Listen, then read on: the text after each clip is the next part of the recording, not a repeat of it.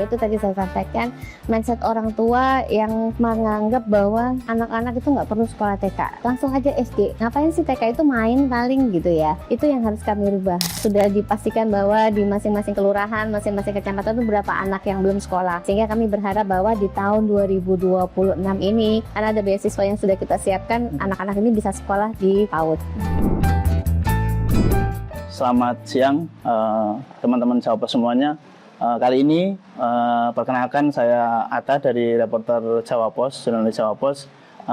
Kali ini kita akan berkesempatan melakukan wawancara eksklusif langsung dengan Bunda PAUD Kota Surabaya, Ibu Rini. Selamat siang Bu Rini. Siap Mas Atta, panggil Bunda Rini. Oh Bunda Rini, oh siap Bunda Rini. Mohon maaf. Jadi kali ini kita akan wawancara eksklusif dengan Bunda Rini terkait dengan PAUD, terkait dengan perkembangan PAUD yang ada di Surabaya, seperti itu. Mungkin bisa ini Bu, terkait dengan mengenai penambahan PAUD negeri ya.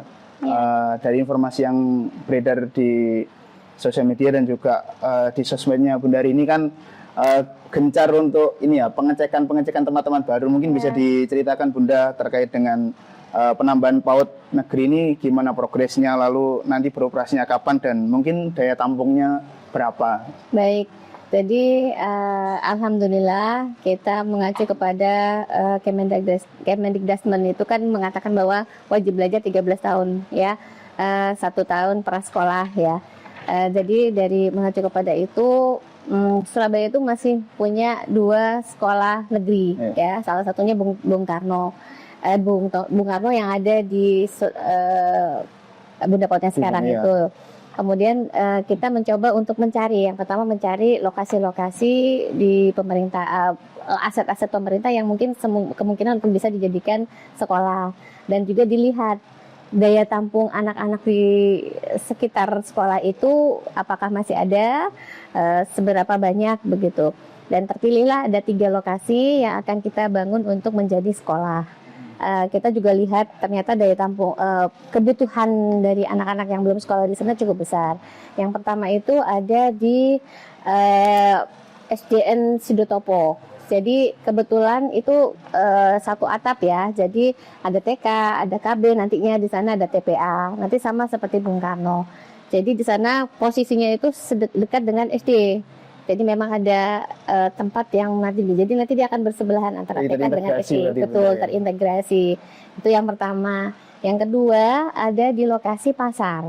Kita punya PAUD ada 2 yang di pasar. Itu yang pertama PAUD Ceria, itu di Pasar Wonokromo, dan sekarang kita berusaha mencoba untuk membangun di Pasar Nambangan karena di sekitar daerah situ juga agak terlalu jauh untuk anak-anak bisa sekolah, dan daya tampungnya juga cukup besar ya yang belum bersekolah.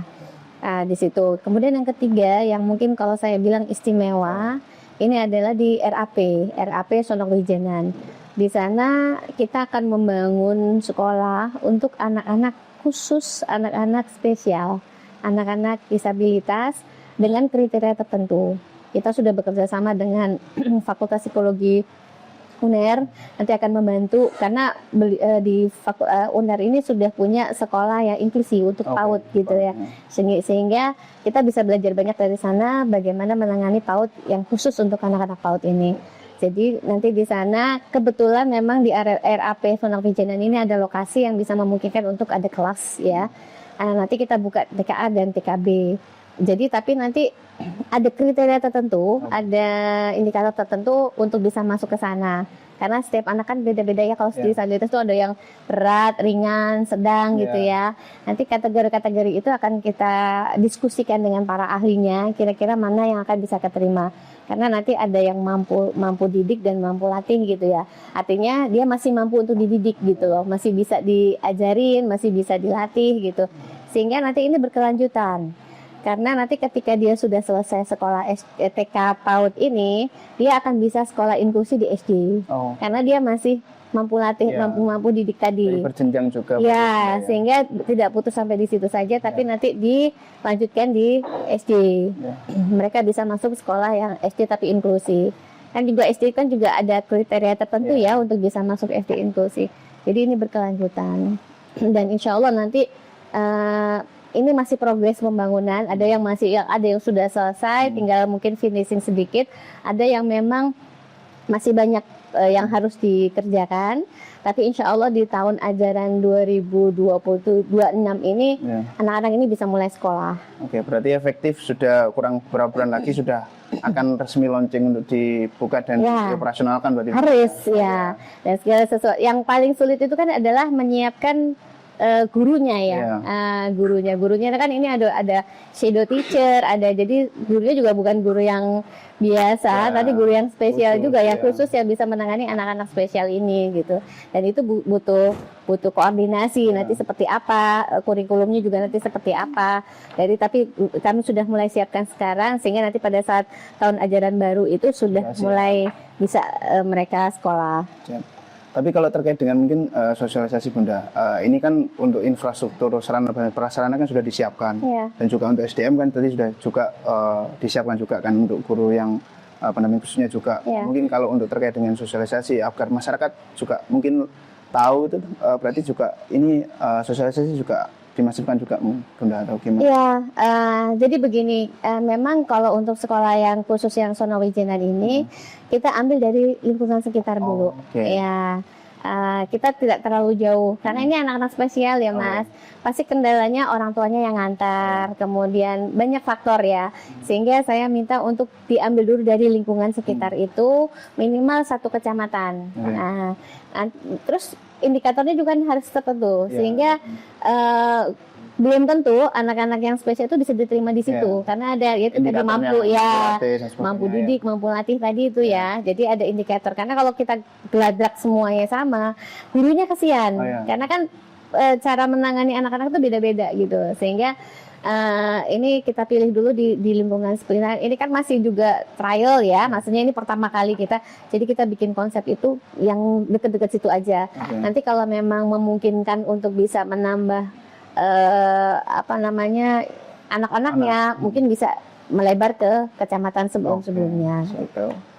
Bunda, terkait dengan mungkin jumlah siswa PAUD di Kota Surabaya. Nah ini berapa sih Bunda? Nah mungkin apakah ada nih mungkin yang belum terlayani ataukah mungkin capaiannya terkait dengan layanan PAUD ini mungkin sudah berapa persen bisa disampaikan Bunda? Jadi anak-anak di Kota Surabaya untuk usia PAUD itu sekitar 100 ribuan ya, cukup banyak. Jadi masih ada yang belum, tetapi kami berharap bahwa di tahun 2026 ini semua bisa sekolah ya, karena kita sudah men-tracer ya, sudah melihat sudah dipastikan bahwa di masing-masing kelurahan, masing-masing kecamatan itu berapa anak yang belum sekolah dan kasusnya apa saja gitu. Sehingga kami berharap bahwa di tahun 2026 ini karena ada beasiswa yang sudah kita siapkan, anak-anak ini bisa sekolah di PAUD. Nah, kalau terkait dengan nanti penambahan PAUD selain nanti yang di tahun ini, berarti tahun depan apakah ada lagi atau gimana Bunda nanti? Harapannya nanti mungkin ke depan akan seperti itu ya. Kita akan bangun sekolah-sekolah, tapi kita juga lihat kondisinya. Karena ini berhubungan dengan aset ya. Apakah ada aset dan juga lingkungan. Karena kemarin ada beberapa aset yang sudah ada, tapi ternyata tidak memungkinkan.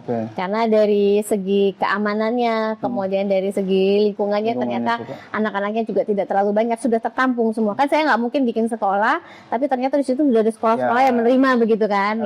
Harus faktor indikatornya betul. Jadi itulah. Jadi nanti kita lihat kondisi ke depannya. Semoga nanti kita bisa menambah lagi sekolah-sekolah negeri lagi.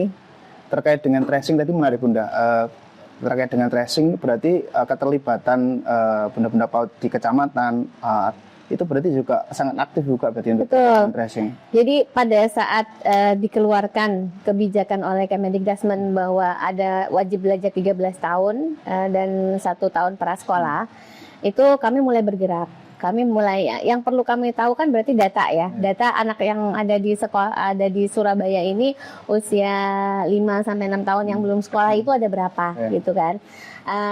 Karena ya itu tadi Mas, dinamik ya, dinamikanya Surabaya itu dinamis sekali. Jadi ada yang warga luar sebelah di situ gitu ya, ada yang dia pindah dari harusnya KTP-nya di situ terus tapi dia pindah kemana gitu ya, dinamis. Jadi kami memastikan lagi bahwa di dalam lingkungan situ, di kelurahan situ siapa yang belum sekolah, dan kami sangat-sangat dibantu oleh Bunda PAUD Kecamatan dan Bunda PAUD Kelurahan karena mereka yang tahu wilayahnya masing-masing, sehingga didapatlah data sekitar 8.000 atau 7.000 kalau nggak salah yang belum sekolah.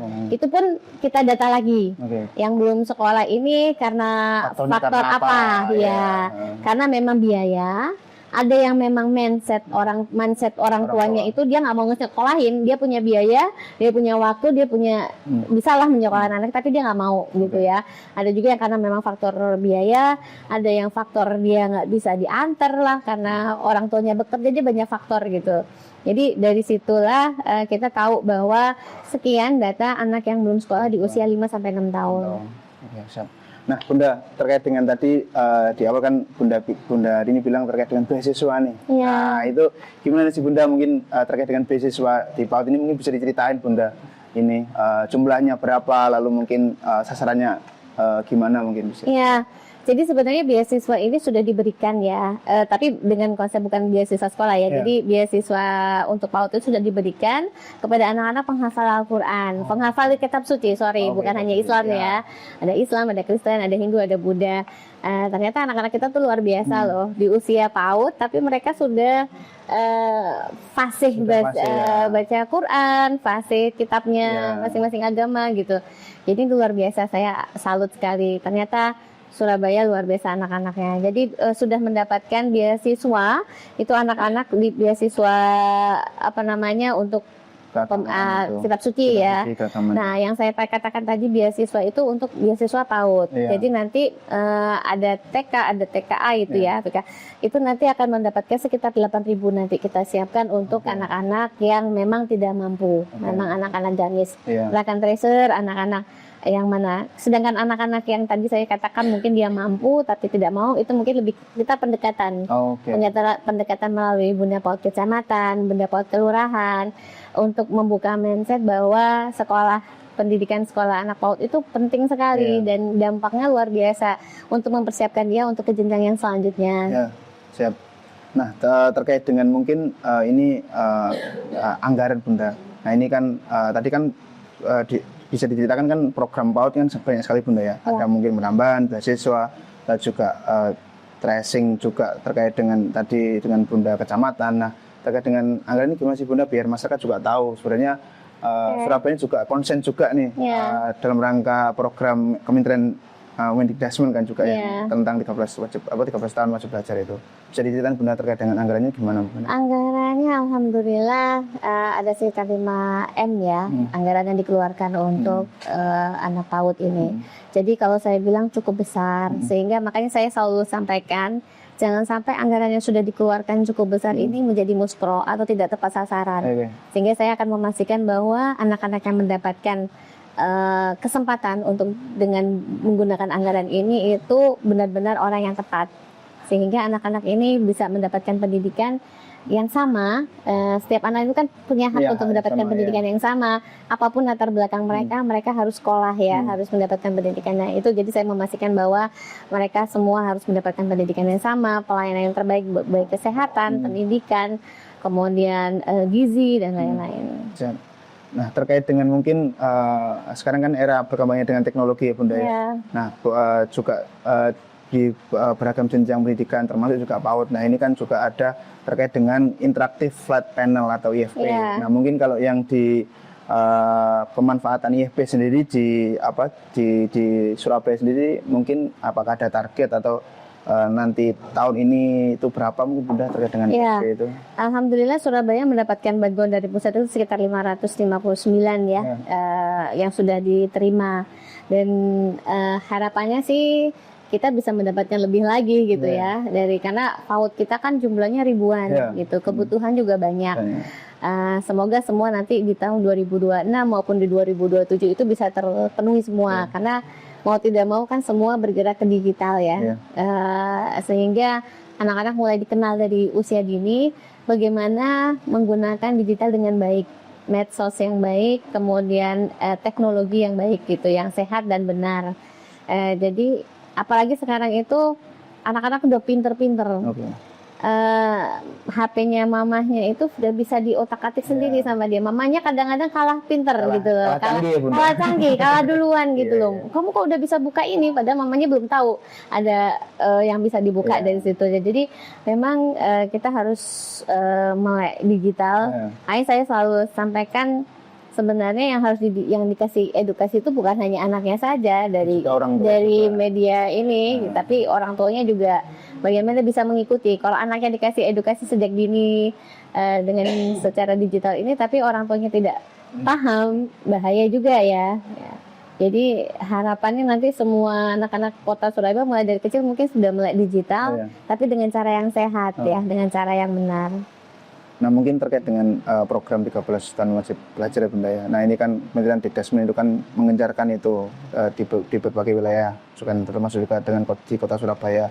Nah, mungkin terkait dengan tantangan, sebenarnya tantangan terkait dengan wajib belajar ini apa sih Bunda, mungkin bisa diceritakan, karena kan setiap kota kan pasti punya tantangan masing-masing. Nah, untuk di Surabaya gimana sih Bunda? Tantangannya lebih ke mindset ya. Yaitu tadi saya sampaikan, mindset orang tua yang menganggap bahwa anak-anak itu nggak perlu sekolah TK, langsung aja SD. Ngapain sih TK itu main paling gitu ya. Itu yang harus kami rubah, karena banyak sekali yang masih punya mindset seperti itu.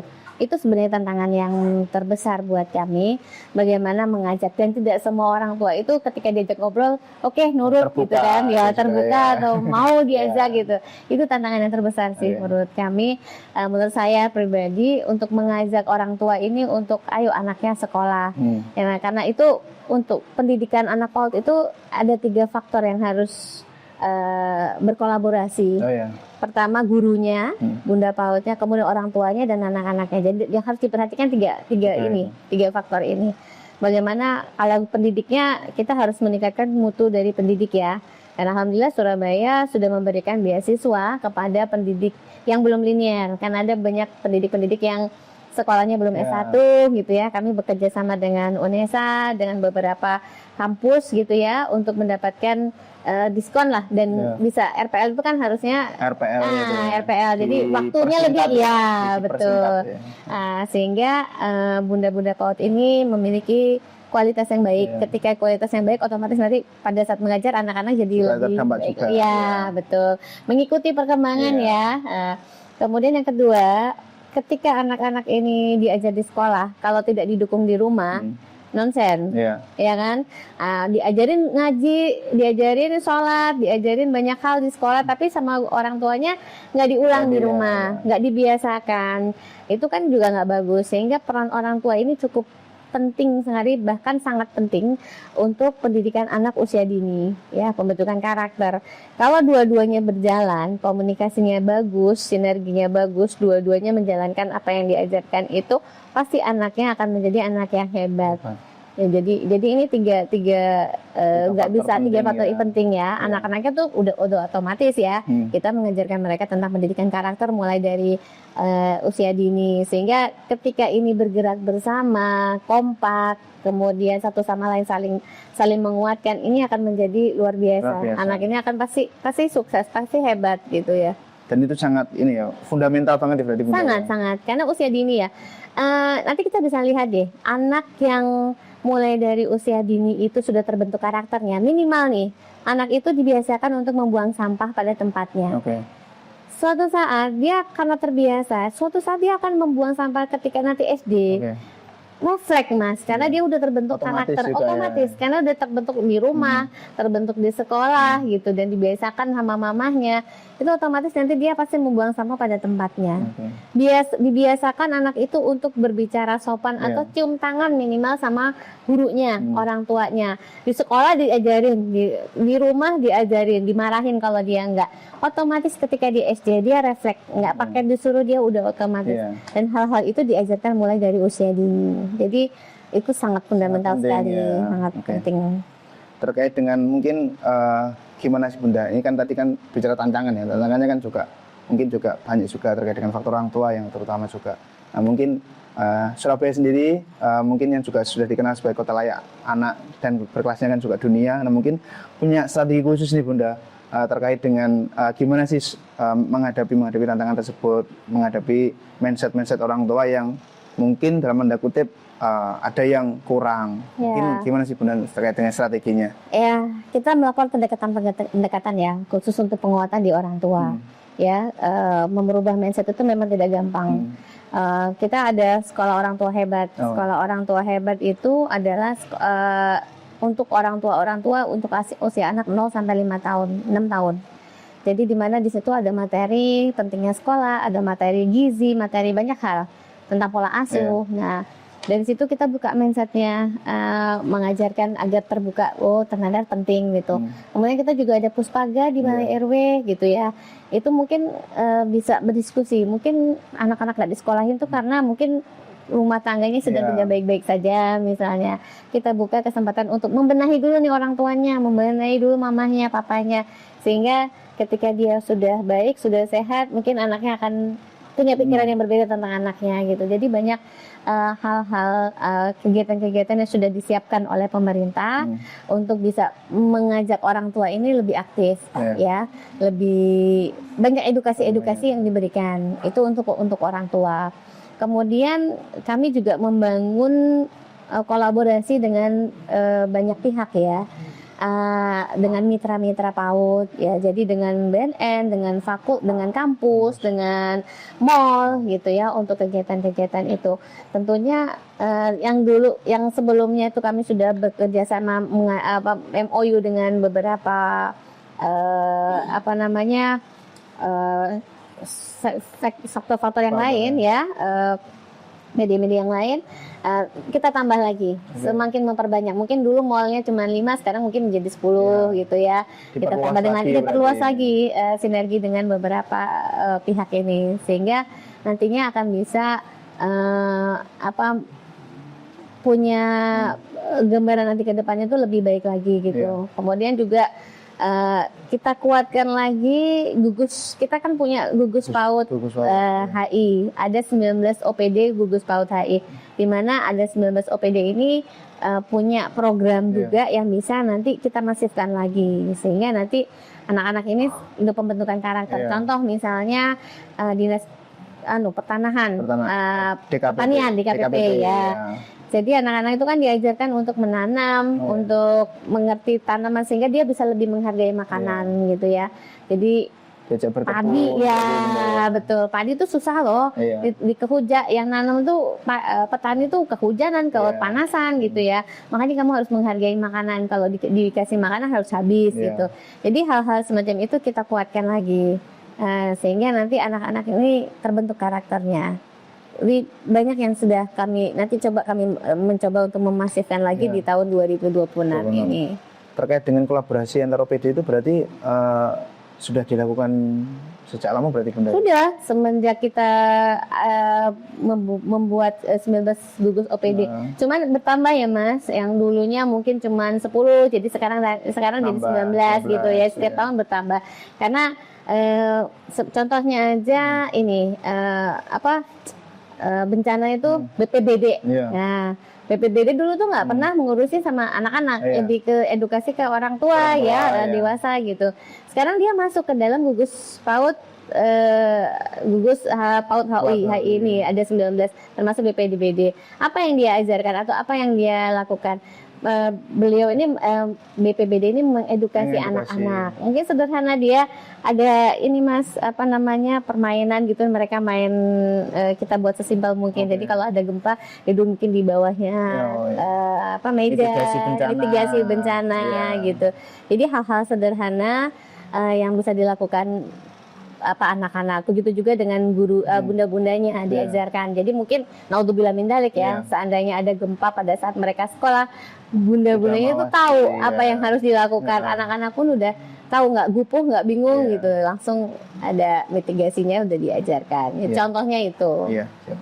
Nah Bunda, dari beberapa waktu lalu kan ini Surabaya sudah gencar sekali terkait dengan program PAUD. Nah, sampai Bunda juga mendapatkan penghargaan nih yang di Jakarta juga. Nah, itu gimana sih Bunda, Surabaya ini dan khususnya Bunda hari ini juga mempertahankan predikat terbaik di nasional itu gimana sih Bunda mungkin? Dan ada target khusus nggak khusus Bunda dalam setahun atau 2 tahun ke depan untuk khusus program PAUD dan untuk mendukung wajib belajar 13 tahun?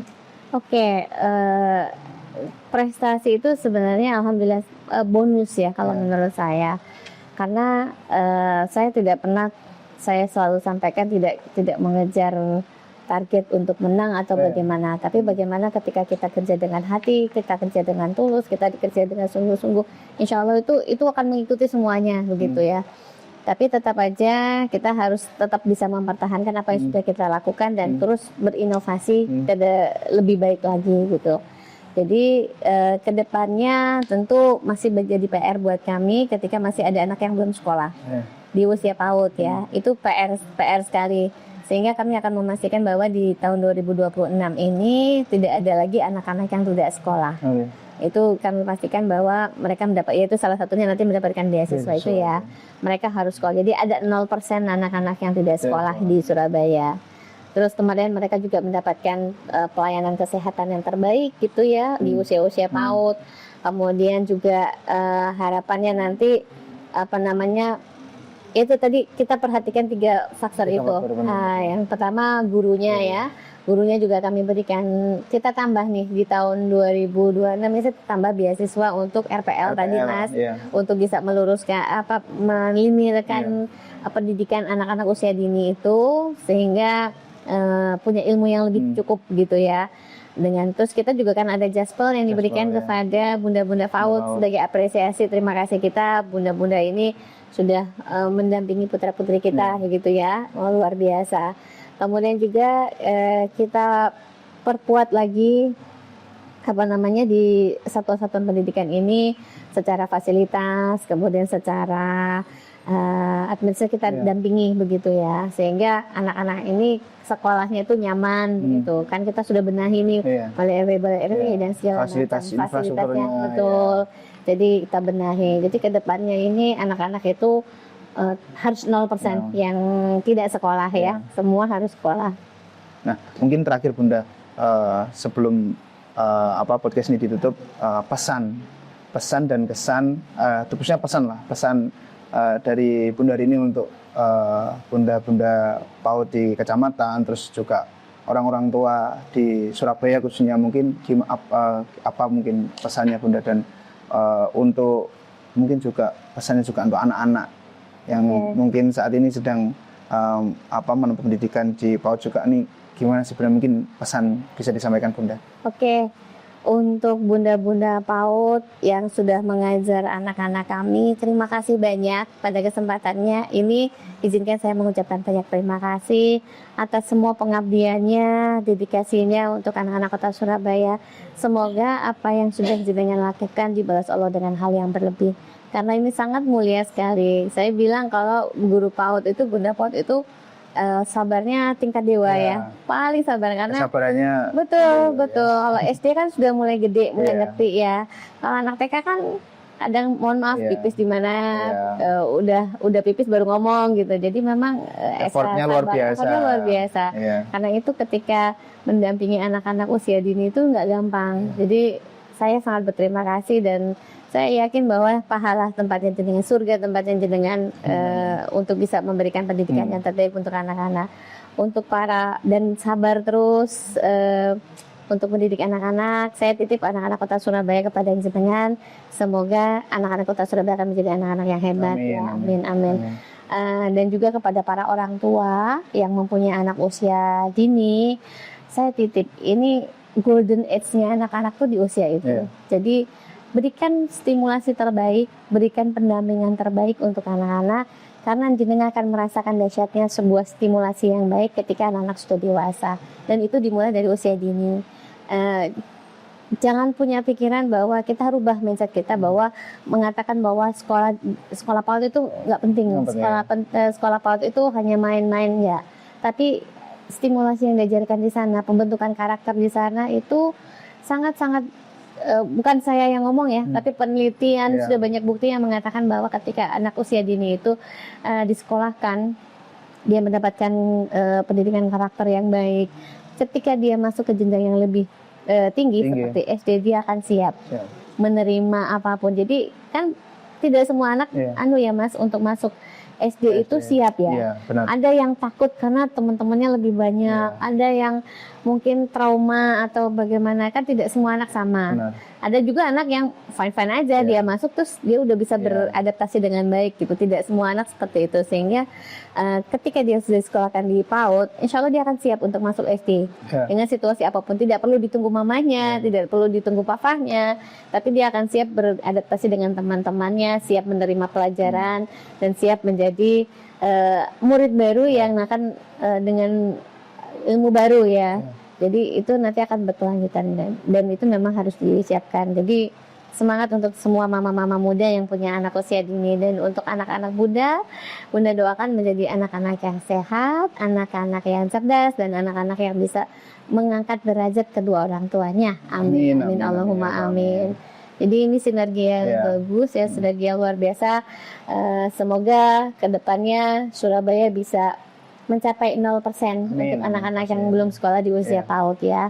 Saya mohon dukungannya karena saya nggak bisa berjalan sendiri. Banyak pihak yang harus yang sangat membantu saya, termasuk pengurus Pokja saya yang luar biasa, Bunda PAUD Kecamatan, Bunda PAUD Kelurahan yang sudah sangat luar biasa, dan tentunya bunda-bunda PAUD yang mengajar di sekolah masing-masing gitu. Jadi ini sinergi yang luar biasa. Saya ucapkan banyak terima kasih untuk semua pihak yang sudah bergerak bersama untuk anak-anak PAUD Kota Surabaya. Baik, baiklah teman-teman sahabat semuanya, itu tadi wawancara eksklusif dengan Bunda PAUD Kota Surabaya, Bunda Rini. Nah, saya sebelum closing dalam sesi ini, saya ucapkan terima kasih pada Bunda Rini sudah menyempatkan waktu, sudah mau sharing dengan kami dan apa juga terkait dengan program-program PAUD tadi, sangat menarik dan juga bermanfaat sekali Bunda, dan semoga kami doakan juga Surabaya juga bisa terus mendapatkan prestasi yang terbaik. Amin, amin, khususnya amin. untuk anak-anak juga, dan juga Bunda Rini juga diberikan kesehatan dan kelancaran selalu ya Bunda. Sukses untuk program-programnya, khususnya yang tahun ini yang penambahan. Amin, semoga bisa berjalan lancar ya doanya. Ya. Nanti kita tunggu teman-teman untuk launchingnya ya, teman-teman untuk operasionalnya. Siap, insya Allah. PAUD negeri yang 3 tadi ya Bunda. Itu nanti semoga bisa lebih bermanfaat lagi. Siap, amin. Ya, terima kasih Bunda ya. Matur nuwun Mas Atta. Terima kasih. Sekian dari saya, Atta dari Reporter Jawa Pos. Terima kasih, pamit undur diri. Wassalamualaikum warahmatullahi wabarakatuh.